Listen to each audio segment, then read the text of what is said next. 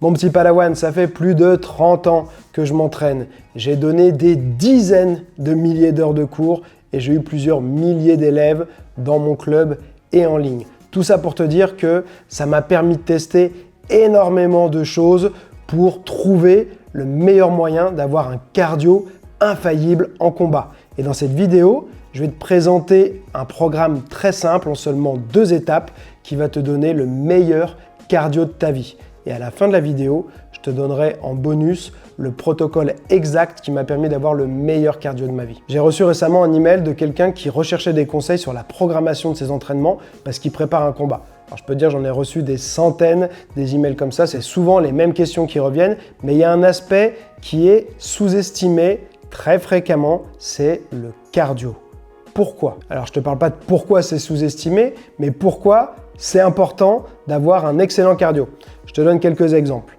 Par exemple, si tu es meilleur que ton adversaire techniquement, si tu es plus fort physiquement que lui, est-ce que ça te garantit la victoire? Si tu as un cardio qui est complètement éclaté au sol, moi je peux te dire qu'il y a de fortes chances que ce soit ton adversaire qui va gagner parce que quand on est fatigué, quand on est épuisé, on n'arrive pas à exprimer en fait son potentiel technique et on n'arrive pas non plus à utiliser sa force physique. Donc en ordre de priorité, pour moi, ce serait vraiment l'aspect musculation, force qui sera en dernier.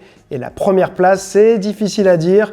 Je dirais que c'est quasiment ex aequo entre la technique et le cardio, mais avec un léger avantage quand même pour la technique, à savoir que là, je te parle bien sûr d'un point de vue combat. Sinon, la priorité absolue pour moi, c'est tout le temps la technique. Mais pour le combat, le cardio est tellement important. Comme je te l'ai dit, même si tu as une super technique, mais que tu as un mauvais cardio, tu ne pourras pas bien utiliser ta technique. Donc c'est pour ça que c'est quasiment aussi important l'un que l'autre. Mon but ici, c'est que tout le monde puisse comprendre facilement ce que je vais dire. Donc je ne vais pas t'expliquer la science derrière les concepts, où tu ne vas pas m'entendre utiliser des termes compliqués pour paraître plus intelligent. On va rester très basique pour que ce soit facile à mettre en place. Tu sais sans doute déjà qu'il y a plusieurs types de cardio. Par exemple, si tu essaies de courir le plus vite possible sur 10 km ou sur 60 mètres, ce sera 2 efforts complètement différents. Tu en as un qui sera long avec une intensité modérée et l'autre qui sera un sprint qui sera ultra intense mais très court. Et pour les sports de combat, c'est important d'avoir les deux. Je vais reprendre une analogie que j'ai utilisée plusieurs fois parce que je l'aime bien, je trouve qu'elle aide à mieux comprendre les principes. C'est l'histoire du moteur. Tu as d'un côté vraiment l'endurance de base, donc c'est celle où tu vas faire courir 10 km par exemple, qui va te permettre de travailler sur la taille de ton réservoir, donc de ton réservoir d'essence dans une voiture, tu vas augmenter la taille de ton réservoir, ok? À côté de ça, tu as tout ce qui est travail avec de la haute intensité, du fractionné, des choses comme ça, qui vont travailler sur la puissance de ton moteur. Et on a besoin des deux. Pourquoi? Parce que si tu as un très grand réservoir mais un moteur pas puissant, tu vas pas réussir à être explosif, tu vas avoir du mal à prendre de vitesse tes adversaires, à être puissant à répétition, donc ça va pas bien fonctionner. À côté de ça, et il y en a qui font souvent cette erreur-là, il y en a qui se concentrent uniquement sur la puissance du moteur, donc ils font que du fractionné. Mais le problème, c'est que tu vas avoir un puissant moteur, mais si tu as un tout petit réservoir, ton essence, elle va baisser très très vite et ton réservoir il sera rapidement vide et tu vas te retrouver dans le même cas de figure, fatigué et à pas pouvoir utiliser ni ta technique ni ta force. Maintenant qu'on a compris qu'il fallait avoir ces deux types de travail d'endurance, on va voir comment les mettre en application. On commence d'abord par le travail d'endurance à intensité modérée, donc ce qu'on appelle un peu l'endurance fondamentale, le foncier, tout ça. Tu vas faire 2 séances par semaine avec une durée minimale de 35 minutes et je te recommande de ne pas faire plus de 60 minutes. Alors pourquoi pas plus de 60 minutes? Parce que ça prend beaucoup de temps et la priorité quand on fait des sports de combat, ça doit rester la pratique des sports de combat, faut pas oublier ça. Alors maintenant, comment on fait concrètement ces séances-là? Tu as plusieurs options. La première, ça va être le jogging. Deuxième, vélo, soit d'extérieur, soit vélo d'appartement. Troisième, le shadow long, ce que peu de personnes font, mais que moi je fais très régulièrement dans mes programmes et qui est ultra efficace. Pour moi qui n'aime plus tellement courir, je préfère largement faire du shadow parce que je trouve qu'en plus ça associe la pratique des sports de combat, donc je mets des heures supplémentaires au compteur et surtout je fais ce que j'aime, mais ça c'est une préférence personnelle. La course c'est très bien si on sait bien courir, qu'on ne s'abîme pas en courant, mais ça peut être barbant pour certains. Ensuite on va avoir le sac de frappe à basse intensité, donc là aussi il faut savoir se surveiller. On doit rester dans son objectif de séance, c'est-à-dire qu'on doit rester sur une intensité modérée. Donc si tu n'arrives pas à frapper léger sans faire monter ton rythme cardiaque au sac de frappe, tu oublies ça, mais si tu arrives à te contrôler, et c'est un très bon exercice d'apprendre à se contrôler, ça peut être aussi très bien de faire du sac de frappe. On parle de faire des séances, que ce soit le shadow ou le sac de frappe, sans pause.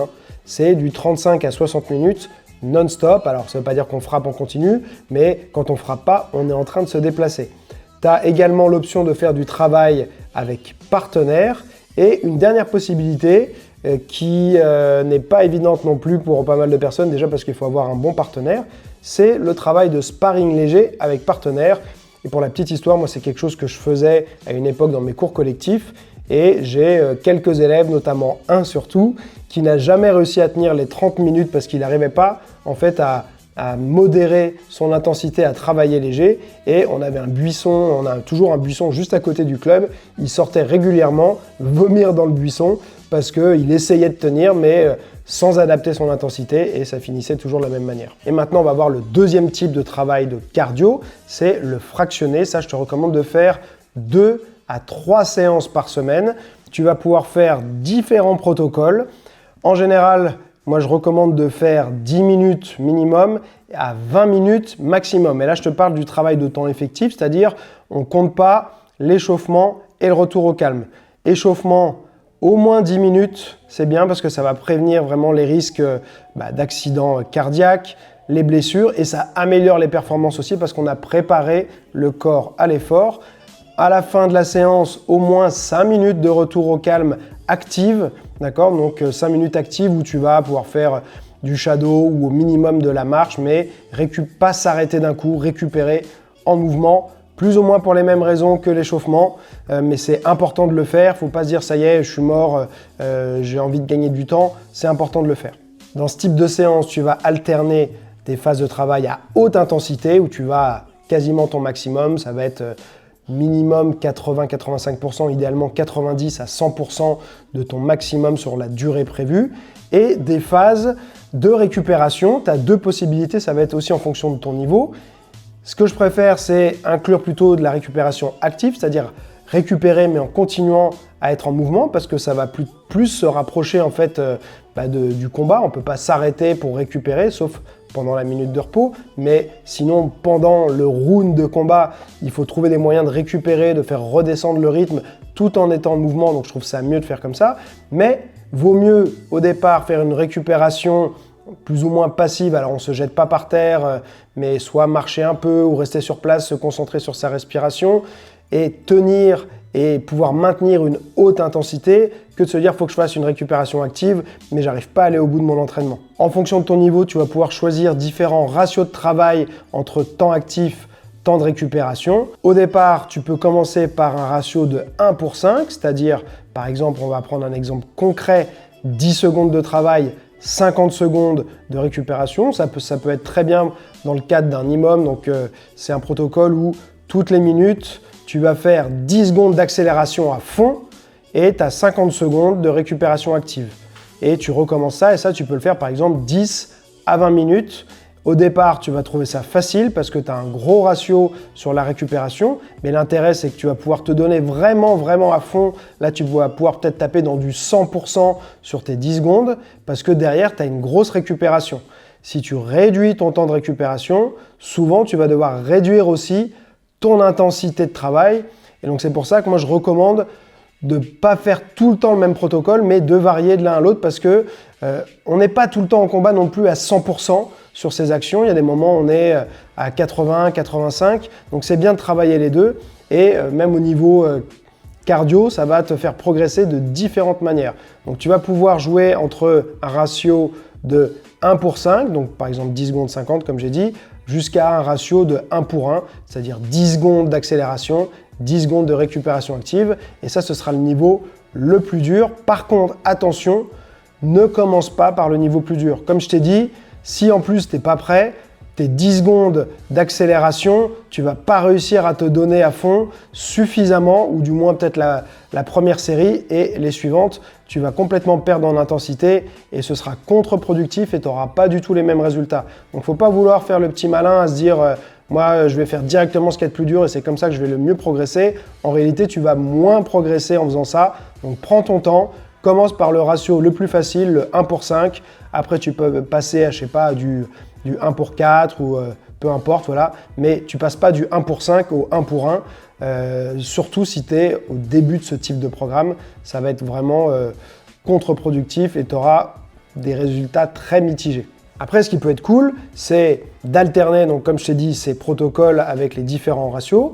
Tu peux soit te dire, cette semaine, je me fais le même ratio toute la semaine, donc sur mes 2 séances ou 3 séances de fractionné de la semaine, je fais le même protocole. Ou alors, sur tes 2 ou 3 séances de la semaine, tu peux prendre 2 ou 3 protocoles différents pour tout le temps travailler ça. Les deux fonctionnent bien, c'est une préférence personnelle. Parfois, moi je trouve qu'à faire 2 fois le même protocole, je sens des meilleurs progrès. La deuxième fois, je me sens plus à l'aise et il y a un côté agréable de se dire voilà, là je sens que sur cette deuxième séance, j'ai progressé, je suis plus à l'aise que sur la première de cette semaine. Mais il y a aussi le facteur un petit peu ennui et variété d'entraînement où si tu fais des protocoles différents, ça peut aussi te faire plaisir de faire des choses différentes et être plus motivant. Donc ça, c'est vraiment une question personnelle à déterminer. Maintenant, tu sais que tu dois alterner les phases de haute intensité et les phases de récupération active si tu peux, sinon récupération passive. Mais combien de fois on va le faire? Comme je t'ai dit, il faut que tu essaies de calculer pour que ça dure 10 à 20 minutes de travail effectif. Ça ne veut pas dire que tu vas faire donc 10 à 20 minutes sans pause de ce travail-là. Bien sûr que tu peux mettre des pauses, notamment par exemple si tu fais du Tabata. Le Tabata, c'est connu. C'est quand on fait du vrai Tabata à 100%, c'est très très dur. C'est-à-dire c'est 20 secondes de travail de haute intensité, 10 secondes de récupération, 8 fois. Okay, ça te fait un round. Tu peux tenter ça. Encore une fois, je ne te recommande pas de commencer par ça parce que ce sera très dur. Et là, tu as un ratio de 2 pour 1. Donc, tu as inversé la courbe. C'est-à-dire que tu as plus de haute intensité que de récupération. De mon expérience, je ne trouve pas ça optimal, en tout cas surtout si tu veux améliorer tes accélérations maximales, parce que sur 20 secondes, 8 fois de suite comme ça, tu n'arriveras pas à maintenir la même intensité. Donc tu vas forcément sacrifier ton intensité, mais ça peut être intéressant à faire aussi. Donc typiquement, ça se fait 8 fois. Si tu fais par exemple celui que je t'avais dit, le 10 secondes d'accélération, 50 secondes de repos, ça, c'est plus facile, donc tu peux tout faire à la suite sur 10 minutes ou 20 minutes. Le Tabata dont je te parlais, il faudra prendre au moins quasiment un ratio de 1 entre la durée totale et le repos. Donc ça veut dire au moins 2 minutes, là tu ne seras pas sur un ratio de 1, jusqu'à 3 voire 4 minutes. Ça peut paraître très long comme repos, ça va forcément, c'est sûr, allonger la durée de tes séances, mais encore une fois, on n'oublie pas que parfois, le repos, ça permet d'y aller plus sur les périodes actives et donc ça aide. Il vaut mieux se reposer plus, récupérer complètement entre les rounds de travail comme ça, plutôt que de vouloir se dire « Allez, je prends moins de récupération parce que ce sera plus dur et j'aurai pas le temps de récupérer autant pendant un combat ». Non, au final, tu vas perdre en intensité et donc tu vas perdre en résultat. Donc le Tabata, je t'ai dit, c'est 20-10, mais en fait, tu peux inverser. C'est-à-dire au lieu de faire 20 secondes de travail de haute intensité, tu peux faire 10 secondes et 20 secondes de repos. Et il y en a 8 fois. Et donc il y en a un autre qui est assez réputé, c'est le 30-15. Ça, c'est très très dur aussi. C'est-à-dire que c'est 30 secondes d'accélération, 15 secondes de repos, 6 fois en général. Tu peux aussi faire l'inverse, c'est-à-dire 15 secondes de travail d'haute intensité, 30 secondes de repos, 6 fois. Tu prends 2, 3, 4 minutes de repos et tu recommences. Et tu peux faire 3, 4 rounds comme ça maximum. Ce qui est important aussi de comprendre et de retenir, c'est que plus le ratio sera difficile à suivre, plus ce sera intense et plus la durée totale de ta séance devra être courte. Je t'ai dit 10 à 20 minutes. Donc dans le cas de l'IMOM où tu fais 10 secondes d'accélération, 50 secondes de repos, là ça peut se faire pendant 20 minutes. C'est possible. Commence peut-être pas par là, commence peut-être par 10 minutes. Par contre, si tu fais du Tabata avec 20 secondes d'accélération 10 secondes de repos 8 fois, tu prends du repos, tu recommences, 20 minutes, non. Là, je te dis non, c'est pareil, tu vas perdre en intensité. Donc là, tu réduis et pour arriver à plus ou moins 10 minutes de travail, d'accord? Donc ça va te faire grosso modo 3 Tabata et comme ça, tu auras vraiment une séance qui est bien complète avec ton échauffement, ton retour au calme, tes 3 Tabata, c'est déjà très bien. Ou Tabata inversé, comme je t'ai dit, 10 secondes de travail, 20 secondes de repos. Alors maintenant, concrètement, comment on les fait cette séance? On va retrouver un peu les mêmes options que tout à l'heure, c'est-à-dire qu'il va y avoir le sac de frappe, le shadow, pour ça, c'est moins bien. D'accord? Dans le vide, travail d'accélération, c'est quand même mieux d'avoir des impacts et quelque chose pour pouvoir enchaîner, donc pas frapper dans le vide. Donc je ne recommande pas spécialement le shadow pour ça, mais par contre, le sac de frappe, c'est très bien. Également la course, le vélo et aussi le travail avec partenaire. Si tu as un bon partenaire, tu peux faire ces séances-là au PAO ou aux pattes d'ours. Et vous pouvez aussi inverser les rôles, comme ça, pendant qu'il y en a un qui tient les pattes d'ours, il récupère et puis vous enchaînez comme ça les rounds l'un après l'autre. Et vous avez un ratio de 1 pour 1 en termes de temps de travail et temps de repos sur vos rounds. Je te garantis qu'avec ce programme, tu vas avoir un cardio de folie. Alors bien sûr, les résultats vont peut-être mettre 2-3 mois à arriver, tu vas te sentir rapidement mieux, mais c'est au bout de 2 à 3 mois que tu vas vraiment avoir les vrais bénéfices et des nouvelles sensations qui vont être dans ton corps et tu vas dire j'ai l'impression d'être une machine, je suis inarrêtable. Mais je t'avais parlé en début de vidéo d'un bonus, du protocole qui m'avait donné le meilleur cardio de ma vie, donc je vais tenir bien sûr mes promesses. Avec ce protocole-là, vraiment, quand je faisais les sparring, je me sentais inarrêtable. C'est que j'avais plus peur d'être fatigué pendant mes sparring et ça, c'est génial. C'est-à-dire que tu peux mettre l'intensité que tu veux, le cardio n'est plus un problème et franchement, ça change complètement tout. Ce protocole m'avait aussi aidé beaucoup à sécher à l'époque. Donc, je vais te le donner, bien sûr, gratuitement, mais ce sera sur ma plateforme, le Jedi Club. Je vais te mettre une vidéo où je vais t'expliquer ce protocole en détail. Tu verras, c'est très simple, c'est très facile. C'est pas le plus agréable, mais il est très efficace. Et aussi, je vais te mettre un document où je vais te récapituler tout ce qu'on a vu dans cette vidéo, te donner un exemple de programme que tu peux suivre sur plusieurs semaines. Le lien est dans la description. Clique, c'est gratuit. Donc comme ça, tu vas vraiment avoir en plus un support pour t'aider. Tu n'as pas d'excuse, dire j'ai pas compris. Tout sera encore plus clair que dans cette vidéo. En attendant, je te souhaite un joyeux entraînement et n'oublie pas, celui qui croit savoir n'apprend plus, alors garde l'esprit ouvert.